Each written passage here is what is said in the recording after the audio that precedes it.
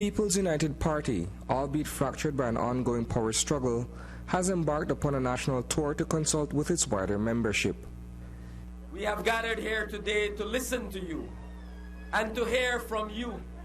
What are your concerns? What are the challenges you are facing in your daily lives? What are the challenges facing your community? The challenges you're facing in your families, in your community that you live? What are the challenges that you see facing your beautiful country, Belize?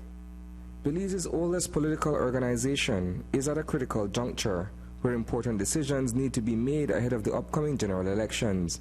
As such, the P.U.P is aiming to galvanize its supporters by visiting them in their respective communities with a message of unity. This time, however, the party is listening carefully to the concerns of its people. It is the start of what we are going to do throughout the whole country, which is consultation. Anybody can go up there, ask their questions, make a statement, and hopefully we can respond in the way that they see fit. So talk to us about the spirit of this event. What exactly is to be achieved?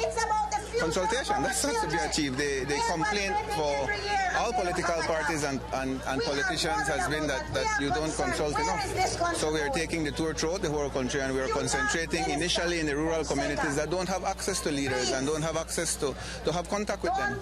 It's a suitable approach that is oddly set against a milieu of internal strife. Despite the conspicuous absence of the original G12 cabal, the turnout at Sunday's event in San Ignacio, a multitude of stalwarts from across Cayo district, was notable. Well, I'm not concerned about problems within our party. Our party is a family, and you have problems at home, I have at home, and that's normal part of life. It is our responsibility at the end of the day to come together and to work as a team. That we might have differences in opinion, that's a fact. Everybody has it. We are not under a dictatorial regime that forces us to come to things that we are not comfortable with. So that's the difference in philosophy between the People's United Party and the present government. That being said, the party as it stands remains a house divided. On one end are those that are comfortable with the status quo. On the other are at least 10 standard bearers and era representatives who are wary of the present leadership. According to Deputy Leader Julius Espat, there is a democratic system in place. Our constitution is quite clear: the National Executive, the Party Council, and the National Convention. There are three separate things. It's like you're having your board of directors in a company. You empower them to make decisions on behalf of a company. We empower the National Executive to make decisions ratified at the Party Council, and then we go to a National Convention based on those recommendations. That's exactly what we have been doing.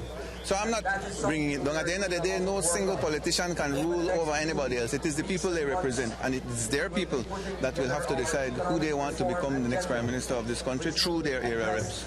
The pecking order of the People's United Party, as well as its rank and file, gathered at the Teodosio Ochoa Park for an afternoon of dynamic addresses.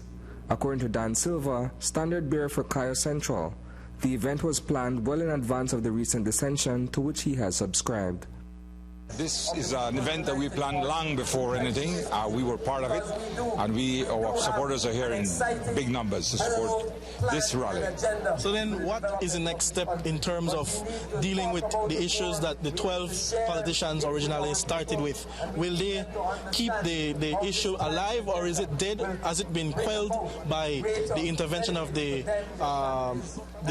leader? Well, we have gotten a letter from the chairman. We are analyzing that letter, and then we decide what we do. But no, we'll be sticking to the points that we have asked for. We want a convention. We want to discuss the issues that the people are talking about. Our party needs to discuss issues, and we need to restructure our party. This would give our party a wonderful time for our leader to make the changes that he should be making. From the podium, however, nothing would be mentioned of the squabble by party leader Francis Fonseca. Instead, a majority of the diatribe was centered around the existing state of affairs under the present administration, led by Prime Minister Dean Barrow. The death of our country, the noose around our neck by this UDP government. He used to like talk about, you hear when he get in a government, he like talk about super bond and all of this. Well, what he has borrowed make the super bond look like a small loan. The debt that he has grown, now it is over $2.3 billion under this UDP government. And it's still not pay for BTL, it's still not pay for BEL. These are serious matters, my brothers and sisters. Reporting for News 5, I am